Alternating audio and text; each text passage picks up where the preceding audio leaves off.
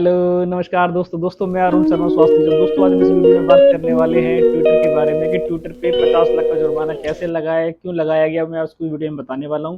तो वीडियो को शुरू करते हैं। दोस्तों ट्विटर की बात करना चाह रहे थे। ट्विटर में जुर्माना जो लगाया है वो कर्नाटक के हाई कोर्ट ने लगाया और वो भी 50 लाख रुपए का। और वो क्यों लगाया उसके बारे में हम इस वीडियो में बात करने वाले हैं।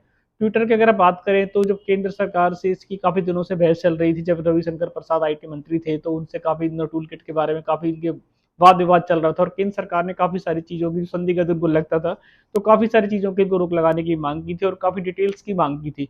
पर ट्विटर अपने जिदों पे अड़ा हुआ था। उसने एक प्राइवेसी का कि वो कहता था कि हम किसी की प्राइवेसी शेयर नहीं करेंगे और कोई कानून का पालन नहीं करेंगे। इस बात पे लेकर केंद्र सरकार की और ट्विटर की ठन गई, जिसमें कर्नाटक हाई कोर्ट से एक जवाब तलब किया गया कि भाई जो जो जानकारी चाहिए थी वो ट्विटर को देनी चाहिए। पर ट्विटर अपने विदेशी कंपनी होने का फायदा उठा रहा था।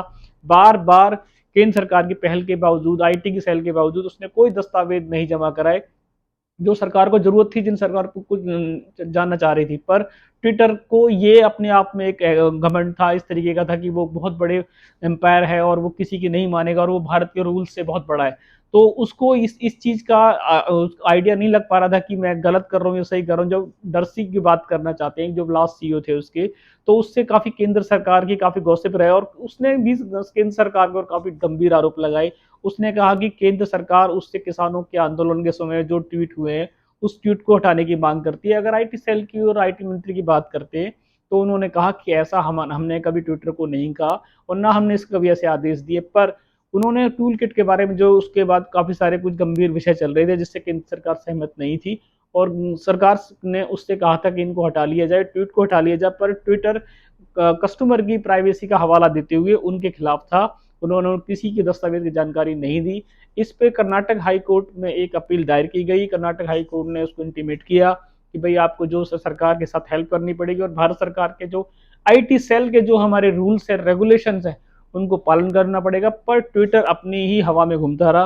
ट्विटर ने उनके भारत सरकार के किसी आदेश को नहीं माना, उसने अवहेलना करता रहा और एक हाई कमान जब उस पर चलता रहा तो कर्नाटक हाई कोर्ट ने एक लास्ट डिसीजन कर दिया कि अगर आप दोबारा से, फिलहाल तो आपको 50 लाख रुपए का जुर्माना लगाया जा रहा है, इसके अलावा अगर दोबारा से आप भारत सरकार के किसी कानून की, किसी आईटी सेल की या किसी भी गवर्नमेंट के जो आपसे दस्तावेज मांगे जा रहे हैं उनकी आप अवहेलना करते हैं और नहीं देते हैं तो आपको ट्विटर इंडिया में चलाना मुश्किल हो जाएगा। उसको आपको जानकारी देनी जरूरी पड़ेगी। पर कुछ हद तक आप प्राइवेसी को सिक्योर कर सकते हैं। पर अगर केंद्र सरकार या सरकार को या आईटी सेल को कुछ लगता है कि कोई संदिग्ध पोस्टिंग हुई है और उस पर अगर केंद्र सरकार आईटी सेल कुछ आपसे जवाब तलब करना चाहती है, उनके दस्तावेज मांगना चाहती है, तो आपको एक नियम के तहत आपको उनको देने पड़ेंगे। अगर आप उस सरकार के और भारत सरकार के और केंद्र सरकार के और हमारे जो रूल्स और रेगुलेशन है आईटी सेल के, आप उनकी अवहेलना करते हो तो आपको दोषी पाया जाएगा। उस दोष के खिलाफ आप चाहे कितने बड़े एम्पायर के मालिक क्यों ना हो, कितने बड़ा, पर वो भारत के संविधान से, भारत के रूल से, गवर्नमेंट के रूल से आगे नहीं हो सकते। और आपको भारत में अगर चलना है, चाहे कोई भी कंपनी हो, आप किसी भी कंपनी से आपका लिंक है, अगर आप भारत में अपनी कंपनी चलाना चाहते हो तो आपको इसी कंपनी के, भारत सरकार के रूल्स को मानना पड़ेगा, ये अनिवार्य है।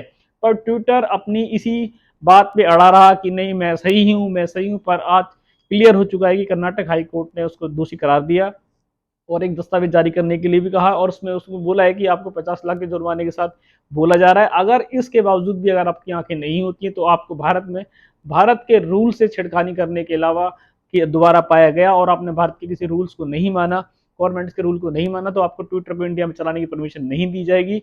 अब इसी बात को करते हुए एलन मस्क जो है ट्विटर के सीईओ, लेटेस्ट सीईओ जो है, इन्होंने अमेरिका में मोदी जी से मुलाकात की। उन्होंने मोदी जी को यह आश्वासन दिया और ये बोला कि लास्ट का जो हुआ उसके बारे में उनको अनिविज्ञ है, उनको नहीं मालूम है। पर अभी ट्विटर पूरी तरीके से गवर्नमेंट की, भारत सरकार की हेल्प करेगा।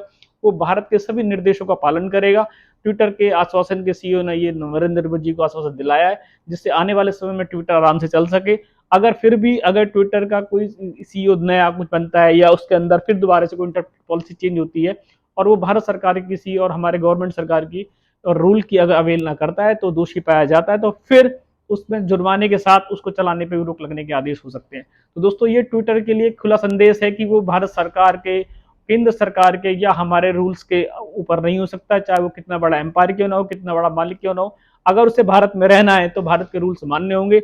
ये उसके लिए एक छोटा संदेश है, पर अगर उस संदेश को नहीं समझता है तो आने वाले समय में अपने लिए मुश्किल खड़ी कर लेगा। फिलहाल उसको 50 लाख रुपए के जुर्माने के साथ अपनी जमानत अदा करनी पड़ेगी, और ये रूल्स के लिए उसको एक दस्तावेज जारी कर देंगे। अगर अभी भी उसकी आंखें नहीं खुलती तो आने वाले समय में इसका भुगतान भरना पड़ेगा। दोस्तों, ट्विटर के लिए जो संदेश हमारे पास अपने ट्रेंडिंग में चल रहा था वो हमने आपको बता दिया। इस टॉपिक पे या कुछ नया अपडेट हमारे को दोबारा से मिलता है तो हम आपको जरूर बताएंगे। तब तक इंतजार करें नई वीडियो का। मिलते हैं एक अच्छे टॉपिक नई वीडियो के साथ। टेक केयर, बाय दोस्तों।